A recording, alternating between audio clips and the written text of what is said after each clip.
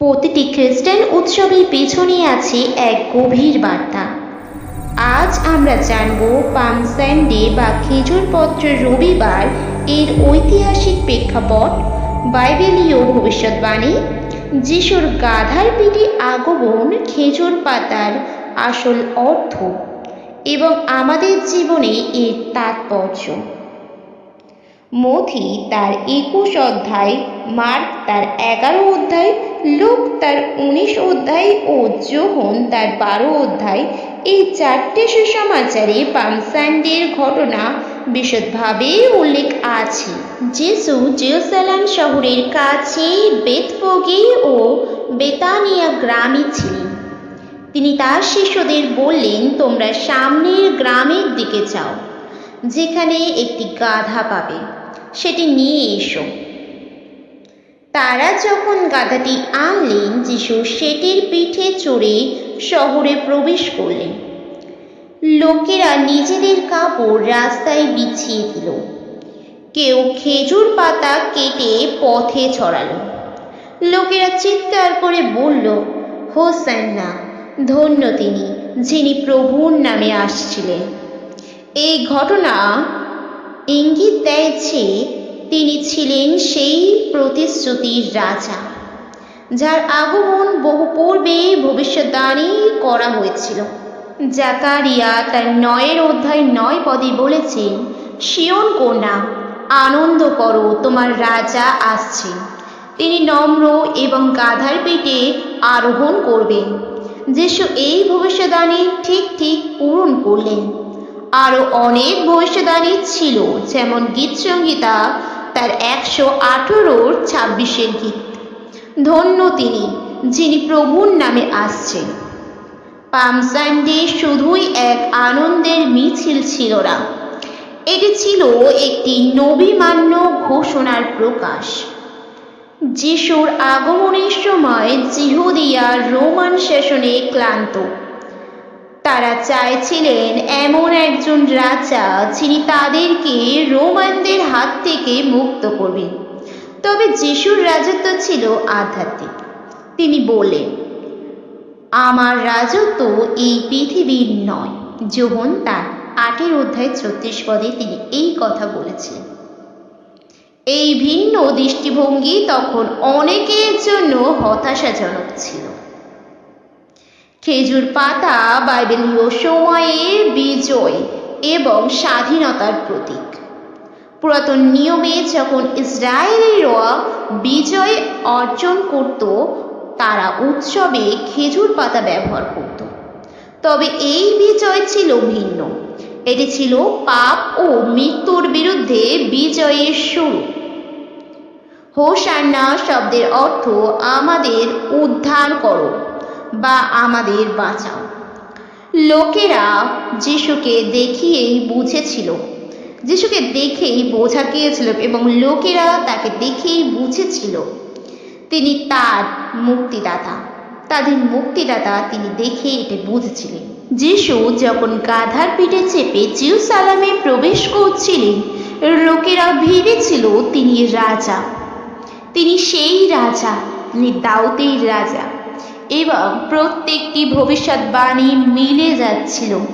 যিশু যেভাবে বলেছেন ঠিক সেভাবেই যেন সমস্ত কিছু সাজিয়ে রাখা হয়েছিল। এবং তিনি গাধাকে ব্যবহার করলেন। এত কিছু থাকতে তিনি সেই গাধাকে বেছে নিলেন, যাকে মানুষ অযোগ্য বলে মনে করে, সেটাকেই প্রভু যোগ্য এবং গ্রহণযোগ্য বস্তু হিসাবে বেছে নিলেন। তিনি গর্ধশাবকের পিঠে চড়ে প্রবেশ করলেন এবং লোকেরা তাদের বস্ত্র খুলে দিচ্ছিল, গাছের ডালপালা ভেঙেছিল এবং খেজুর পাতা বিছিয়ে দিচ্ছিল। কিন্তু তারা ভেবেছিল, তারা এখানে একটি ভুল করেছিল। তারা ভেবেছিল যে রোমান সম্রাট তখন অত্যাধিক রূপে অত্যাচার করত। সেই শাসনে যখন সবাই ক্লান্ত, ভারাক্রান্ত, তারা ভেবেছিল যে যিশু হয়তো এবার সেই রাজাকে পরাজিত করে নিজেই রাজা হবে এবং সিংহাসন গ্রহণ করবে।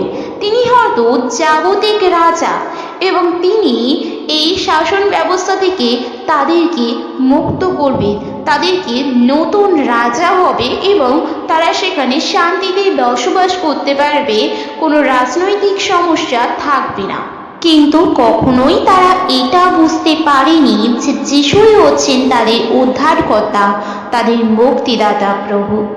এই সেই জীবন্ত ঈশ্বর, এই সেই বাক্য যে বাক্য আদিতে ছিল এবং সেই বাক্য মাংসী মূর্তিবান হয়ে পৃথিবীতে প্রকাশ পেয়েছে এবং তাদেরকে উদ্ধার করবার জন্যই এসছে।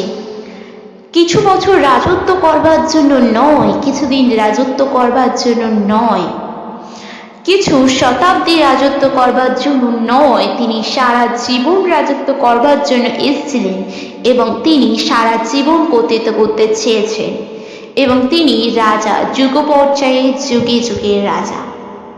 তিনি চাইলেই সেই সময় সেই মানুষদের উপরে কর্তৃত্ব করতে পারতেন, সেই সময় তিনি চাইলেই রাজা হতে পারতেন, কিন্তু তার ফলে কি হতো?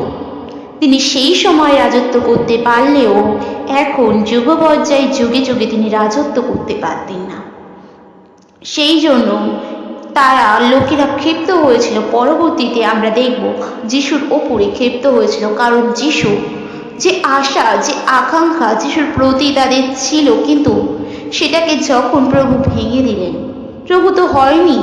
রোমান সম্রাট তো আমাদের প্রভু ছিলেন না, তিনি তো রোমান সাম্রাজ্যকে গ্রহণ করেনি। তিনি নত নম্র ছিলেন, তিনি ঈশ্বরের পরিচর্যার কাজ করেছেন। তিনি জানতেন তার সাথে কি হবে। তিনি যখন গাধার পেটে চড়ে যাচ্ছেন, তিনি সেই দিন ভীষণ আনন্দিত ছিলেন, কিন্তু জানতেন এরপরে ফ্রাইডেতে কি হতে চলেছে। তিনি জানতেন খেজুর পত্রের রবিবার তাকে স্বাগত জানানো হলেও শুক্রবার তাকে ক্রুশে টাঙানো হবে। তিনি জানতেন, তিনি সমস্ত কিছুই জানতেন। তারপরেও তিনি লোকেদের প্রশংসা নিয়েছিলেন এবং যারা তার পিছনে আসছিল তাদেরকে ধন্য করেছে। হোসান্না কথার অর্থ হচ্ছে আমাদের উদ্ধার করো বা আমাদের বাঁচাও। লোকেরা যিশুকে দেখেই বুঝেছিল তিনি তাদের মুক্তিদাতা। তবে তিনি মুক্তিদাতা পাপ থেকে মুক্ত করবেন, রাজনৈতিক থেকে নয়, এটা তারা বুঝতে পারেনি। তারা ভেবেছিলেন যে তারা রাজনৈতিক বন্ধন থেকে মুক্ত হবে, কিন্তু হয়েছিল ঠিক তার উল্টোটা। তিনি ইসরায়েলে, আমরা দেখতে পাই ইসরায়েলে পুরাতন নিয়মে আমরা যদি দেখি, ইসরায়েলেরা বিজয় অর্জন করত, বিজয় উদযাপন করা হিসাবে তারা খেজুর পাতাকে ব্যবহার করত। সেহেতু খেজুর পাতাকে ব্যবহার করেছে এবং গাছের ডালকে ব্যবহার করেছে। তারা নিজেদের বস্ত্রকে খুলে ফেলে দিত।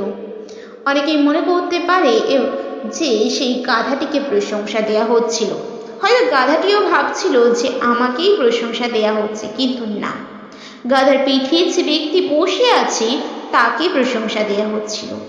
এই ঘটনা থেকে আমরা স্পষ্টরূপে বুঝতে পারি যে প্রভু যিশু যখন আমাদের জীবনে থাকে তখন আমরা একটা মূল্যকে বহন করি। আমাদের জীবনে একটি নির্দিষ্ট মূল্য থাকে, একটি নির্দিষ্ট মান থাকে, কিন্তু আমরা গাধা হয়েও তখন সেই সম্মানটি অর্জন করতে পারি। সেই দিন সেই গাধাটির কতই না কদর ছিল, কিন্তু সেই গাধাটির পিঠে যদি প্রভু যিশু না বসে থাকতেন তখনও সেই গাধাটিকে সেই ভিড়ের মধ্যে খুঁজে পাওয়া যেত না। তেমনি আমাদেরকেও খুঁজে পাওয়া যাবে না ভিড়ের মধ্যে যদি আমরা অহংকার করি যে সমস্তটাই আমার যোগ্যতায়। প্রভুকে ধন্যবাদ দেয়া সদা সর্বদা প্রয়োজন। অনেক পাস্টার, অনেকেই আছেন যারা নিজেদেরকে প্রশংসা পেতে ভালোবাসেন, তারা নিজেদেরকে মহিমান্বিত করতেই ব্যস্ত। আমি করেছি এটা, আমি বলেছি। অনেক প্রফেট, অনেক পাস্টার এমন আছে, অনেক বিশপ এমন আছে, তারা প্রভুর বদলে নিজেকে মহিমান্বিত করতে বেশি ভালোবাসে এবং তাদের জীবন দীর্ঘস্থায়ী হবে না। সেই গাধাটি যদি নিজেই মহিমান্বিত এবং প্রভু যিশুকে ছেড়ে দিয়ে সে যদি যেত, তাহলে তাকে সেই ভিড়ের মধ্যে খুঁজে পাওয়া যেত না। আর প্রভু যিশুকে তার পিঠের উপরে ছিল বলে লোকেরা তাদের বস্ত্রগুলিকে পেতে দিয়েছিল। সেদিন তার প্রচুর সম্মান ছিল। তবে যিশুর রাজত্ব ছিল আধ্যাত্মিক। তিনি বললেন, আমার রাজত্ব এই পৃথিবীর নয়। যোহন লিখিত সুসমাচার তার 18 অধ্যায় 36 পদে তিনি ক্লিয়ার করে দিয়েছিলেন যে তার রাজত্ব এখানে নয়। এই দৃষ্টিভঙ্গি তখন অনেকের জন্য হতাশাজনক ছিল।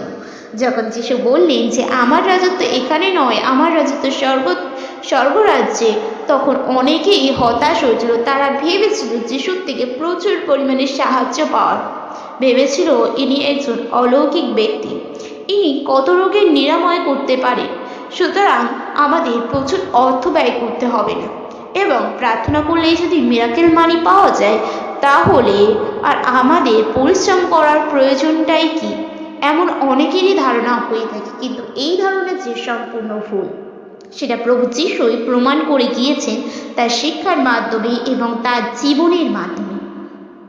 তিনি প্রত্যেকটা ভবিষ্যৎবাণীকে পূরণ করেছিলেন, যেমন জাকারিয়া তার 9 অধ্যায় 9 পদ এবং গীত সংহিতা তার 118 গীতের 26-এ তিনি তার ভবিষ্যৎবাণীকে প্রত্যেকটাকে পূরণ করেছিলেন এবং তিনি এই সমস্ত ঘটনার মাধ্যমে ইঙ্গিত দিয়েছিলেন তিনি ছিলেন সেই প্রতিশ্রুতির রাজা, যার আগমন বহু পূর্বে ভবিষ্যৎবাণী করা হয়েছিল, যার আগমন হওয়ার কথা ছিল, যে মাসিহার প্রতীক্ষায় ছিল সবাই, সেই মাসিহাই এসেছিলেন। এবার আমরা জানব খেজুর পাতার তাৎপর্য। খেজুর পাতা বাইবেলীয় সময়ে বিজয় এবং স্বাধীনতার প্রতীক ছিল। হোসান্না শব্দের অর্থ আমরা জেনেছি ইতিমধ্যেই, আমাদের উদ্ধার করো। পাম সানডে ও হোলি উইক। পাম সানডে একটি পবিত্র সপ্তাহ, এটি কারণ পাম সানডে এর পরে আমরা প্রত্যেকটা ডে নিয়ে আলাদা আলাদাভাবে আলোচনা করব এই পবিত্র সপ্তাহে। পাম সানডে হলো হোলি উইকের শুরু। এই সপ্তাহে যিশুর মন্দির পরিষ্কার করেন, শিষ্যদের পা ধৌত করেন, শেষ নৈশ ভোজ নেন এবং ক্রুশবিদ্ধ হন।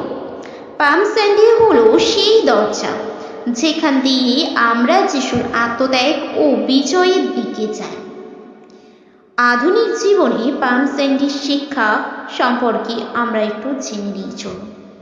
আজকে দিনে আমরা পাম সানডে থেকে কি শিখতে পারি? আপনি আজকে এই ভিডিও থেকে কি শিখলেন সেটি অবশ্যই কমেন্ট বক্সে জানাতে ভুলবেন না। 1 নম্বর, আমরা শিখতে পারি বিনয়। যিশুর মতো নম্র হও। তিনি কতটা নম্রচিত্ত ছিলেন, আমরা তার জীবন দেখলেই বুঝতে পারি যে তিনি কতটা নম্র ছিলেন, তিনি কতটা আত্মত্যাগী ছিলেন। 2 নম্বর বিষয় আত্মত্যাগ। নিজের স্বার্থ ছাড়াও অন্যের জন্য বাঁচো। প্রভু তিনি নিজের স্বার্থের জন্য বাঁচেননি। কেউ বলতে পারবে না একজন ব্যক্তিও যে প্রভু যিশু তার নিজের স্বার্থ সিদ্ধি করেছিলেন।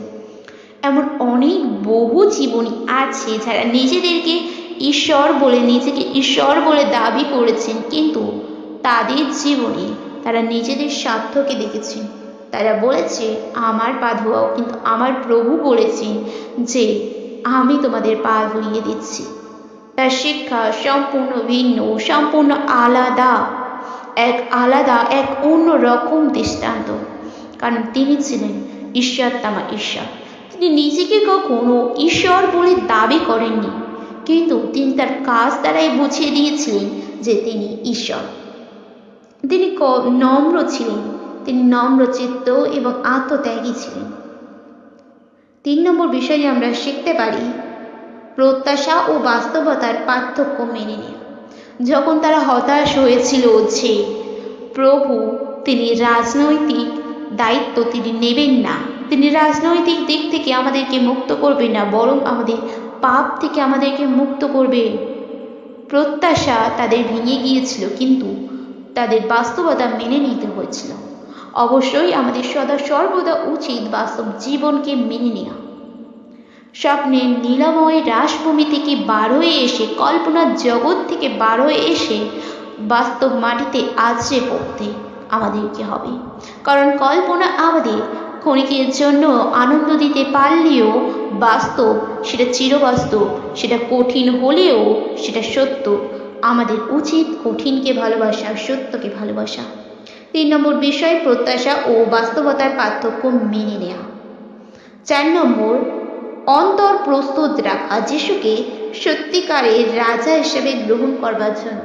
প্রভুর দ্বিতীয় আগমন কিন্তু খুব শীঘ্রই হতে চলেছে। সুতরাং আমাদের উচিত সদা সর্বদা নিজেদের অন্তরকে প্রস্তুত রাখা।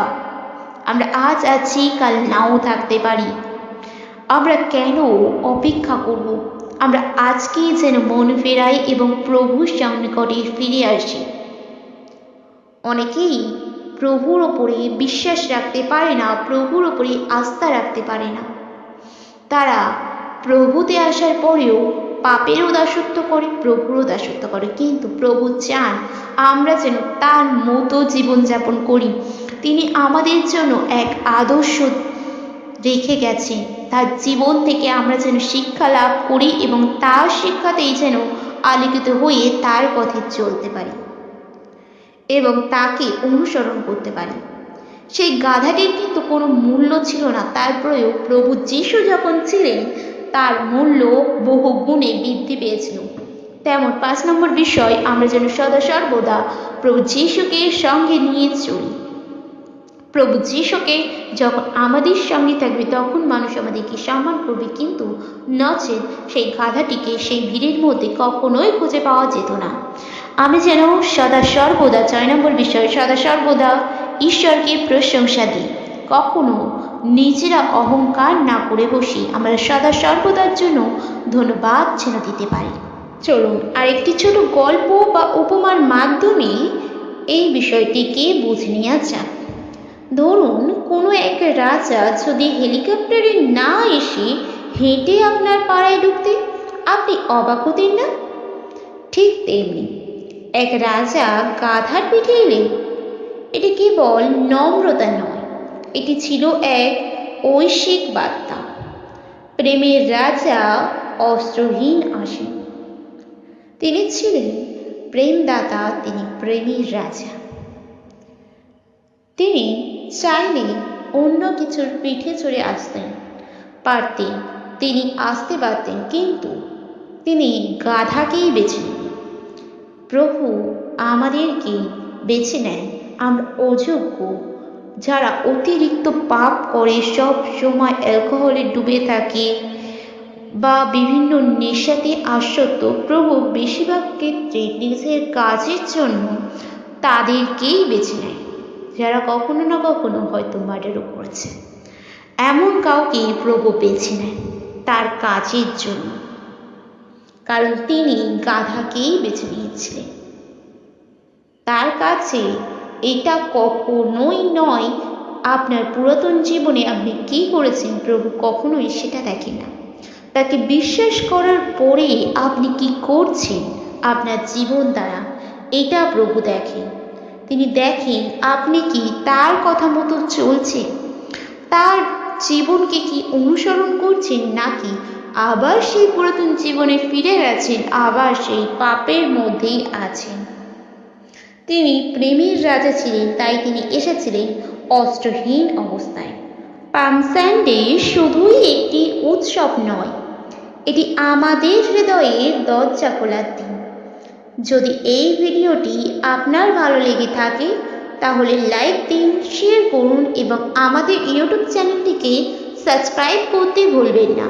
আর যদি আপনি ফেসবুক থেকে দেখে থাকেন তাহলে অবশ্যই ইয়েশোয়া অ্যান্ড টেডকে ফলো করে দিন।